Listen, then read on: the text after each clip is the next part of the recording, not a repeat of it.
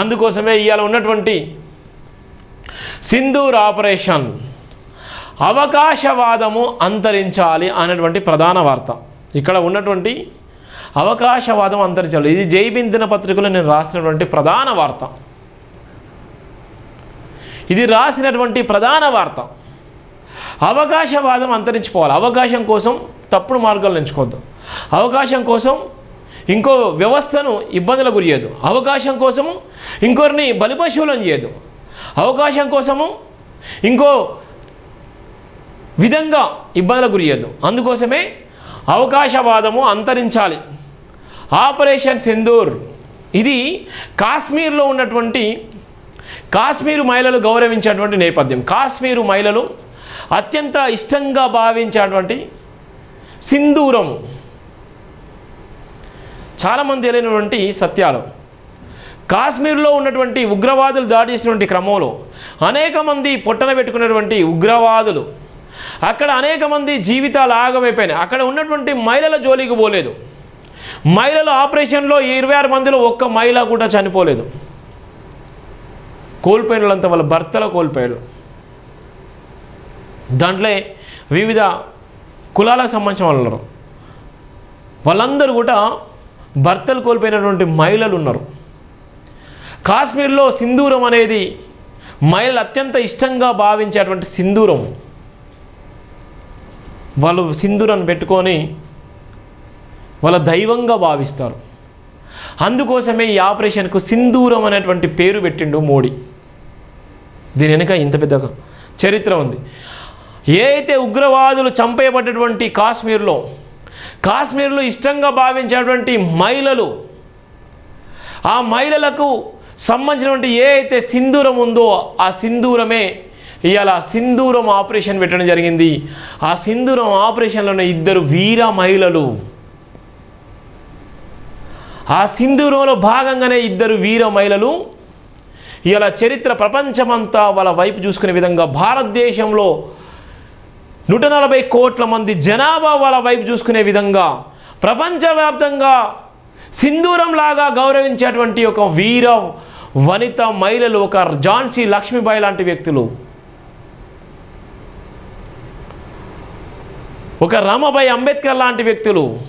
ఎందుకోసం అంటే వాళ్ళ గురించి ఏం చెప్తున్నారంటే మహిళలు కాబట్టి. ఉక్కు మహిళ ఉన్నటువంటి ఇందిరాగాంధీ లాంటి వ్యక్తులు, సోనియా గాంధీ లాంటి వ్యక్తులు, మహాత్మా జ్యోతిరావు పూలే, సావిత్రిబాయి పూలే లాంటి వ్యక్తులు, వీళ్ళందరూ కూడా మహిళలు. నేను ఎందుకు ఈ మహిళల గురించి చెప్పినంటే రాజకీయం గురించి చెప్పినా, ఇలా ఉన్నటువంటి ఈ సమాజాన్ని మేల్కొల్పినటువంటి సావిత్రిబాయి పూలే, రమాబాయి అంబేద్కర్ మేడం గురించి కూడా చెప్పిన. ఎందుకోసం అంటే వాళ్ళు ఈ సమాజంలో గొప్ప వాళ్ళని తయారు చేసింది. మహాత్మా జ్యోతిరావు పూలేని కూడా తయారు చేసింది ఒక మహిళ. బాబాసాహెబ్ అంబేద్కర్ని తయారు చేసింది ఒక మహిళ. ఈరోజు భారత రాజ్యాంగంలో ఉన్న ఈ విధంగా ఉంది అంటే వాళ్ళు తయారు చేసిన విధానం, ఆ మహిళలు వాళ్ళని తయారు చేయడం వల్ల ఈరోజు రాజ్యాంగం కల్పించారు. ఇలా ఉండి ఉక్కు మహిళగా చెప్పుకునేటువంటి నేపథ్యం ఏవైతే ఉందో, ఇలా ఉన్నటువంటి ఇందిరాగాంధీ లాంటి వ్యక్తి ఈ దేశానికి ప్రధానమంత్రి అయ్యి ఇలాంటి ఆపరేషన్లు చేసిన సందర్భాలున్నాయి. ఈరోజు సోనియా గాంధీ దేశంలో ఉన్నటువంటి కాంగ్రెస్ పార్టీని లీడ్ చేస్తుంది. వీళ్ళందరినీ స్ఫూర్తి తీసుకున్నటువంటి నేపథ్యం.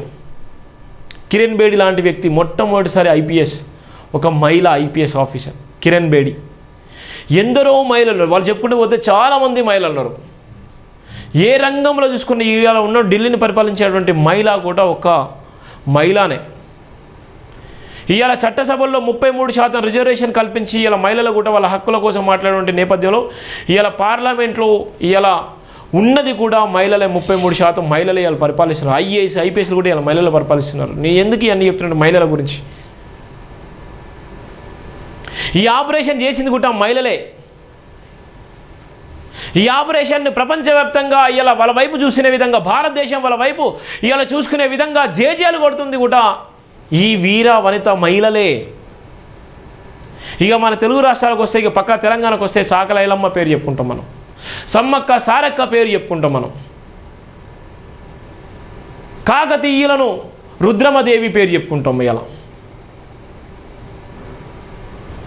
ఇగో ఈ చరిత్ర ఒక సువర్ణ అక్షరాలతో రాసుకున్నటువంటి చరిత్రను ఇక్కడ మనం చూసుకుంటున్నాం. అందుకోసమే ఇక్కడ ఉన్నటువంటి నేపథ్యంలో ఈ వీరం అనే మహిళలు ఎలాంటి బిరుదిచ్చినా తక్కువనే వీళ్ళకు.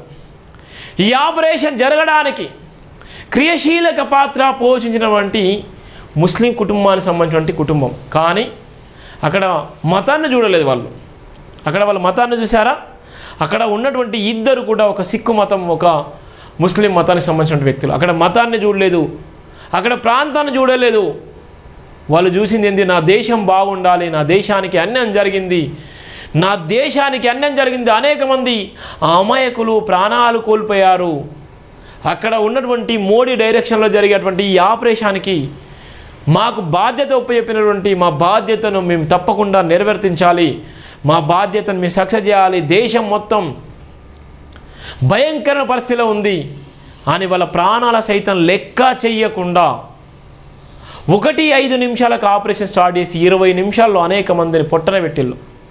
ఇది కదా మహిళలు, మహిళలు అంటే ఇలా ఏనంటే మనం ఇష్టానుసారంగా మాట్లాడతాం, ఏనంటే ఇష్టానుసారంగా మాట్లాడతాం.